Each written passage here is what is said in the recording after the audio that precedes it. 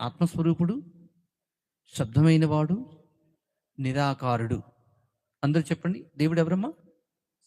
ఆత్మస్వరూపి. Next శబ్దమైన వాడు, నిరాకారుడు. ఎవరు పెడితే వారు దేవుడు కాదు. ఆత్మైన వాడు దేవుడు, శబ్దమైన వాడు దేవుడు, నిరాకారుడైన వాడు దేవుడు. ఆ దేవుడే మన ప్రభు అయిన యేసుక్రీస్తు వారికి. నిరాకారుడైన దేవుడు, శబ్దమైనట ఆ దేవుడే, జీవం ప్రాణదర్భవశీనం పుత్ర యుగధర్మ ప్రాప్తి స్వరూప్య భగవాన్. జీవించు ప్రతి జీవాత్మను రక్షించడానికి పరబ్రహ్మస్వరూపుడైన దేవుడు పుత్రయాగం అర్థమించవలసిన అవసరం వచ్చింది. అంటే అంతట పరబ్రహ్మస్వరూపుడైన దేవుడు ఈ యుగమునకు పుత్రుడిగా ఉద్భవించవలసిన అవసరం వచ్చింది. ఎందుకంటే కామము చేత, క్రోధము చేత, మోహము చేత, లోభము చేత, మదము చేత మానవులు విచ్ఛిన్నమైపోయారు. ఎక్కడ చూసిన వ్యభిచారం, దొంగతనము, కక్ష, ఈర్ష, ఇలాగ మానవులు విచ్ఛిన్నమైపోయారు.